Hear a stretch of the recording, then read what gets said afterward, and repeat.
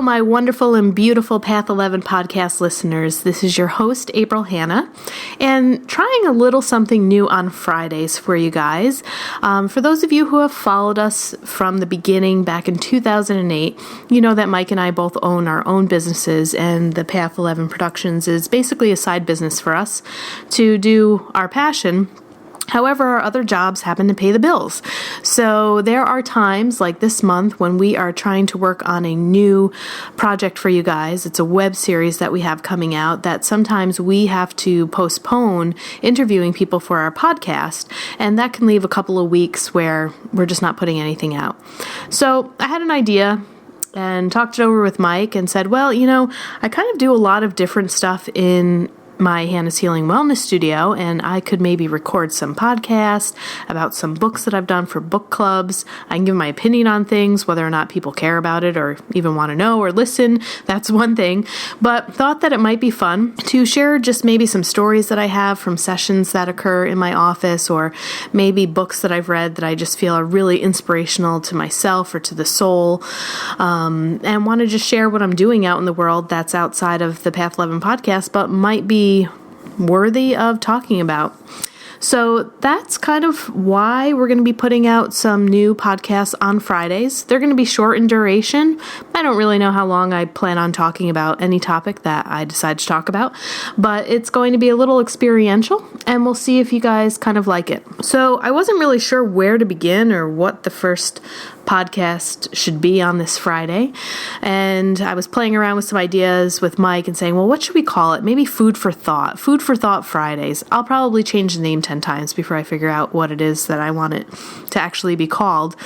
But, Mike and I, we always have really great conversations, and I wish that I could just have a record button when we get together on Skype, because there's just some good stuff that we end up talking about. And those of you that have followed our podcast and know that Mike was co-hosting with me in the beginning, he's the sound audio guy. He was like, April, just please do this for me. But he's so intelligent. We have great conversations, and I wish you guys could kind of hear on the back end what we talk about sometimes with things that have happened in our life. But more recently, in the past month or so, Mike and I have both been dealing with a little bit of death.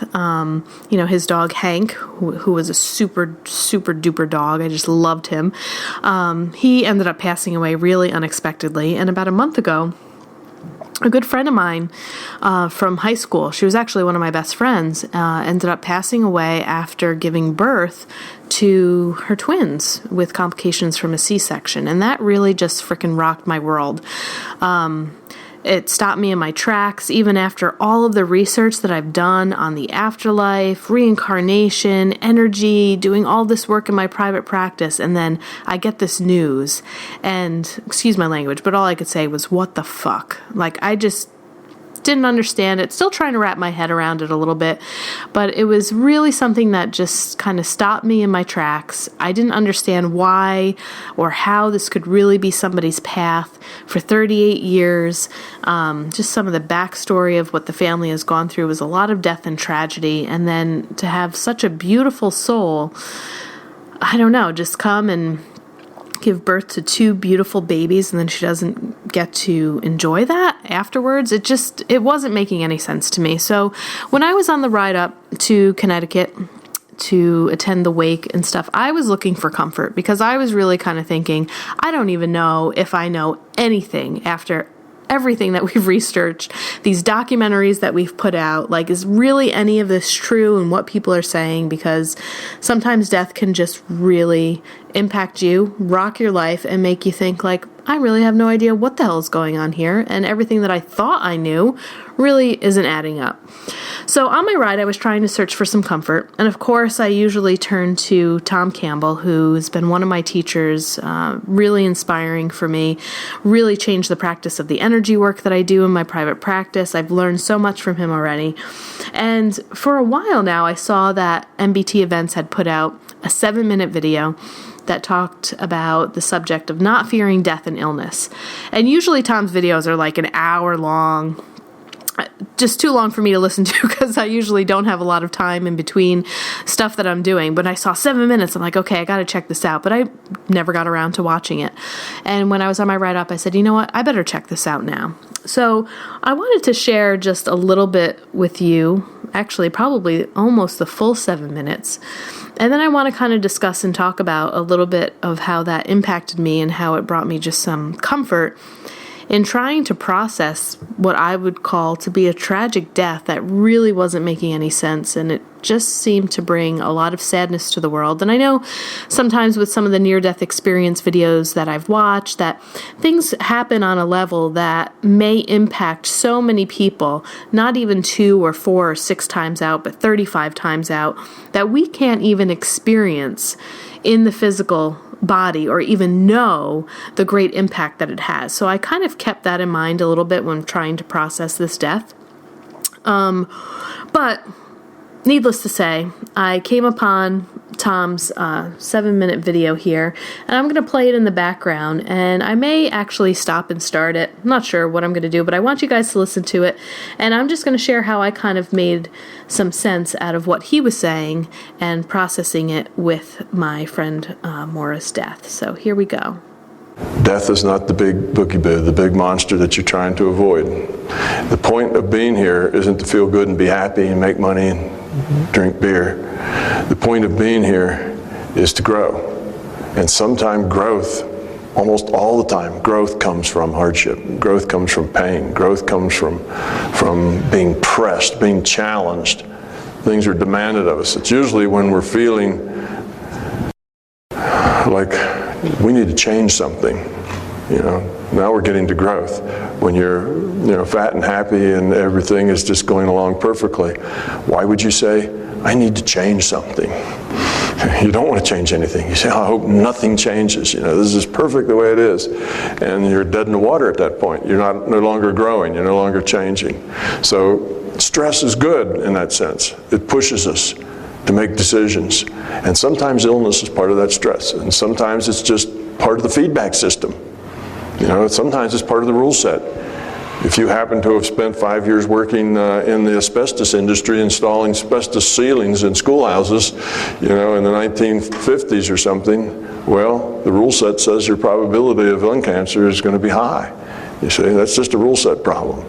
So that's not something you necessarily create or not create. Of course, if that probability is high and you never get it, even though maybe the probability goes up to 99%, but it never bothers you, that's probably because you have a good attitude and you're changing the probability. You see, you're modifying that probability to where it's less likely to apply to you. So it's not always something you've done. Oh, I'm paying the price. This is karma. I'm ill because, I need to be nicer or something. Sometimes you are getting a lesson, and that lesson may be of any sort, a growing lesson. It could be that you're getting a lesson in humility. It could be you're getting a lesson in letting go of ego. Sometimes when people get to a point where they realize that they're very ill and that they're dying, often suddenly their reality grows tremendously. Instead of being focused in that tiny little space of everyday problems and yada, yada, yada, and who's doing what to who, and all the soap opera stuff that's going on just kind of, it's not important anymore. Falls apart, and they get a much better look at reality. Okay, so I just have to stop there because I have to say that was totally true for me before Maura had passed away. I was so super focused on moving my business. I was moving locations. I'm, trying to figure out how am I going to pay this rent? How many workshops do I have to do? And just so super focused on so many minute details. And then this happened, and it totally just socked me right in the stomach, brought me back to the big picture of things.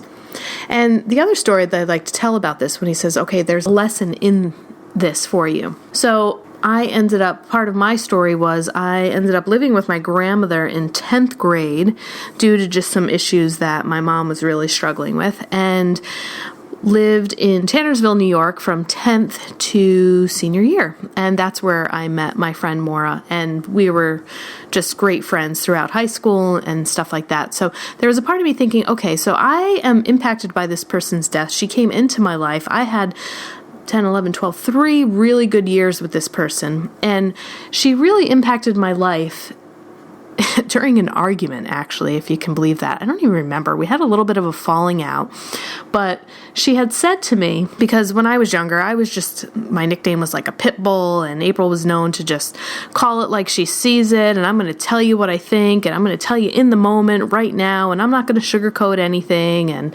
I was just, and always have been a straightforward person. I would say I'm a little bit gentler now, but I still have a little spunk to my personality. And we ended up getting into some sort of argument, or I was venting about something, and she had said to me, April, you don't have to express every emotion every moment that you are feeling it. And I remember that was like a smack to my face, and I got really pissed off at her, and I really didn't like that feedback whatsoever. But I'll tell you one thing, it stuck with me since 12th grade. And 2 weeks before Maura had passed away, I was working with a client in my private practice who was working on her anger. And I shared that story with her. I said, you know what? My high school friend once quoted this to me and told me this, and I'm going to share this with you. And in that weird moment, like looking back, I had said to myself, you know what? I should probably send her a message on Facebook and let her know that. I never let her know that those words really impacted me, and I held on to them throughout my life when working through some of that anger that I had. And then here you have it 2 weeks later, and she passes. And did I ever send the frickin' message? No.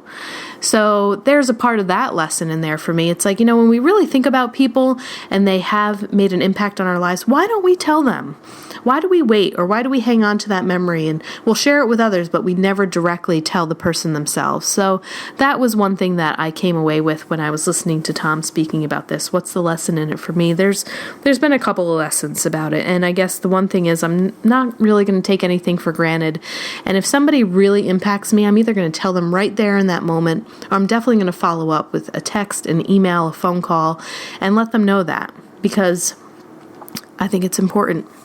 So I'm going to continue to play. We have about 3 minutes left on what Tom has to say here. Reality, is deeper, full of quality, bigger pictures. Well, that all by itself is a very important opportunity. And you say, yeah, but they're going to die, Well, they've learned something important. So that gets them cumulative, when they do the next chapter. Well, there it is. They've learned something. Well, maybe that facing death experience can be a very educational experience. So the idea that, somebody's going to die, we should fix that. We should take it away. Don't be too quick to manipulate the path that other people are on. Okay, so I thought that was pretty important too, because obviously I had in my mind that my rule set is that people should maybe pass away in their 80s, late 80s, 90s, come down with a real bad terminal illness, suffer for a couple of months so we can watch you pass away while you're connected with hospice, and then we finally get to that point where it's a relief that you've passed away because we no longer want to see you suffering. And when I heard about Maura's death, I was kind of like, this makes no sense. This isn't the way that people should die. And really, who are we to say that people aren't supposed to die that way, and what the path is? And so this section of his YouTube really, really helped me a little bit, and I guess take my ego out of it. Like, why do I think I'm in charge of the way that other people should die and what's appropriate? And that's the way that the world should respond. So this part of the YouTube really helped me. I'm just going to rewind it just a couple of seconds to get back to his original thought, because I know I'm breaking it up a little bit here, but this is all experimental on this Food for Thought Friday. So here we go. Don't be too quick to manipulate the path that other people are on, even if you think it's for their benefit. You'll know when you work, if what you try to do keeps being rebuffed, then you'll know that it's probably you ought to just leave it alone. Sometimes you'll know that even before you work. You just get the idea, you get the feeling when that case comes to you, you just kind of get the feeling that, it's just the way it's supposed to be.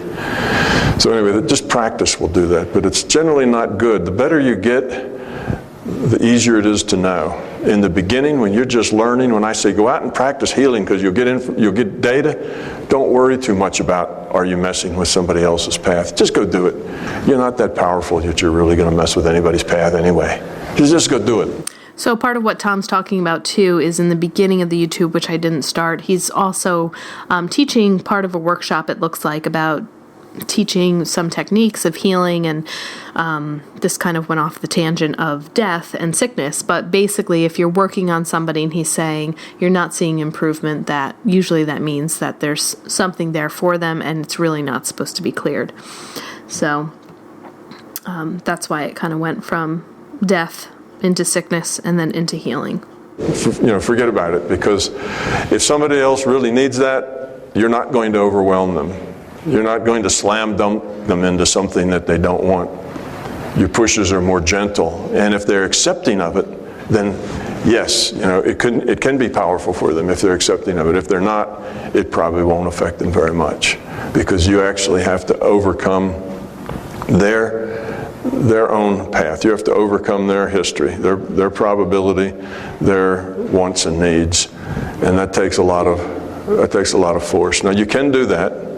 Obviously, sometimes it's a push versus pull situation. If you have your mindset that something's going to be this way, and there's somebody else has their mindset that it's not, okay, then both of you are trying to move the probability in opposite directions. What happens? Well, it's like anything else. Whoever's got the biggest push, moves it the most. So yes, it's not always, it's not always independent. You're not the only actor in the world. There are other people who have intents that are interacting with your intents. So if somebody has an intent that this is their time to go, that they're going, this is their illness, this is their death, it's their time to go. If that's their intent, you could, if you were powerful enough, slam that intent and make them stay anyway. But that wouldn't be nice. And if you were powerful enough to do that, you wouldn't do it, because that means you would have grown up enough to have gotten that power to know that you shouldn't do that. If you're not all that powerful, then it really doesn't make any difference if you sometimes push on things that shouldn't be pushed on, because you're not really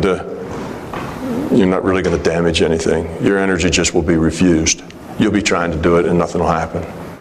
So this is another good break and another story about another friend of mine, Sheila, who I also went to high school with, and she passed away a couple of years ago from initially colon cancer that spread to a liver, and then forget it. It was downhill from there. But I was working on her for about 3 years with Reiki, and I shared a little bit with Tom and asked him for his assistance on this case, because I was kind of feeling a little bit about what he was saying. There was a part of me with ego feeling like, oh great, Sheila's coming to me, she's interested in this Reiki healing, and we're talking about angels and crystals and all of this stuff, and she would come to me weekly to really help ease some of the symptoms of chemotherapy and talk about some of her fears and stuff like that. But I think she really enjoyed the Reiki energy, and there was this part of me that I believe so strongly that this combined with all of the other therapies that she's doing, this woman is going to heal. Like, she's too young. It's very rare for somebody in their 30s who doesn't have a family history to come down with colon cancer. Like, the whole diagnosis just made absolutely no sense. And she was stumped by it. I was stumped by it. But I was thinking, okay, well, I'm a part of this person's path, and here's Reiki energy, and I know that it could heal. And, she had a life expectancy a lot longer than what they predicted, but obviously she had passed away. And of course that made me doubt a little bit of what the heck was going on here. Does Reiki really work? Does this energy healing really work? And I was working with Tom a little bit on this case, and he basically said what he just said in this video, is that, sometimes this is a path and we are not supposed to necessarily mess with that.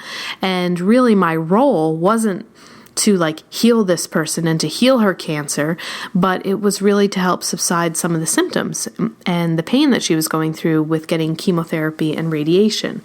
And I remember that it was kind of a tough pill to swallow, because I wanted to believe so much in the power of positive thinking and thought and healing and the Reiki energy that this was going to be the answer and this was going to be the turnaround. And with some discussion with Tom, it sounded like that this really was a part of the path, and she had the ability, if she wanted to maybe take what we would call a blank check, rewrite it.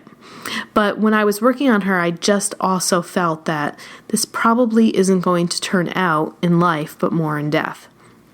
And that was a bit of a challenge too. But everything that Tom is kind of talking about, I can also relate to when, if you are a healer and you're working on someone that does have a terminal illness or a diagnosis and the outcome pretty much does look like death, how do you as a healer kind of work through that yourself and also know what your role is? And sometimes, as Carol had said in our first documentary, The Path Afterlife, that sometimes healing is not always physical, but it's about bringing comfort to people and giving that person what they need in that moment. So again, this 7-minute video is just so impactful for me and so many different things that I could think about in my life. And I wanted somehow, some way to share it with you guys through this podcast. If you're curious to listen to the rest of it, you can find it on Tom Campbell's YouTube channel, and the title of it is Don't Fear Death or Sickness, in parentheses, Spiritual Growth. So if you do a Google, you'll find it. So anyways, guys, I don't know. This is my first Food for Thought Friday. Kind of wanted to touch in or to tap in and kind of tell you guys why there's been a little bit of a break, and to let you know that Mike and I have been dealing not only with some of our just own personal life issues and going through, some of the deaths that we've been experiencing, but also trying to work on this web series. So we are going to try to get out as many Monday shows as we can, interviewing those authors, and then sometimes I'm just going to record in my 1-bedroom apartment here with my kitty cat Leo, and you might hear him purr from time to time. If you follow us on Instagram, I posted some pictures of him, and if you'd like to follow my Hannah's Healing Wellness Studio, you could do that too. He's all over that Instagram page as well. But I figured, on nights when I just have some downtime and maybe I feel like I need to talk, that I'm going to just start recording these small little podcasts for you guys, and maybe you'll find them entertaining. Maybe it'll hit you at the right moment. Maybe you'll get something out of it. Maybe you won't even bother to listen. But anyway, we're going to use them for some fillers when we don't have guests that are coming on the Monday slot that we have. So anyway, I thank you guys for listening. I hope some of my rambling here about death and how I was trying to process the tragedy of my friend kind of helped. If nothing else, maybe you'll head on over to Tom's YouTube channel and listen to that 7-minute YouTube and get something out of it. I know I did. It just brought me comfort on the drive home and the drive back, and just made me trust a little bit to say, okay, you know what? I really don't know a whole lot about anything, and who am I to interfere in somebody's plan or think that it's not okay that somebody dies in this way or another. But it just helped me to make sense of it a little bit and kind of brought me back to say, okay, I'm going to keep going. I'm still here. I have to figure out how to keep going, even though this stuff doesn't quite make sense. So anyway, hope you guys enjoyed it. I thank you so much for listening. I love the feedback too that I get through emails and seeing your comments. So feel free to go ahead and post away. Let me know what you think about the Food for Thought Fridays. If there's a topic that you'd like to hear about or you want me to maybe talk about, just send me an email. April@path11productions.com, and head on over to our website, path11productions.com. We do have 3 documentaries out there: The Path Afterlife, The Path Beyond the Physical, and The Path Evolution. DVDs for sale. You get them cheapest at our website, but you can also find them on Gaia.com. If you would like to purchase their subscription there, I think it's like $7.99 or $9.99, kind of like the spiritual Netflix is what I call it. But you can, I think, do like a week trial, or you can do a monthly membership. And if you want to watch our films for free, get on there, sign up, and download them, watch them. And if you want, you can cancel your membership too. There's no pressure to have to sign on to Gaia.com. But that's another way that you can watch our films if you don't feel like buying the DVDs. And I'll tell you, this is probably the last set of DVDs that we're going to buy, because everything is going to digital download. So that's the way that our new web series is going to be coming out. It's all going to be digital download, guys. No DVDs. We're tired of purchasing them, shipping them out ourselves. We're trying to get rid of our inventory. We're going to have some sales coming up for you guys in the next few months to unload what we have here and make some room in Mike's office. So anyway, love you guys. Thanks so much for listening. I hope you enjoy this new Friday podcast. Signing off. Take care.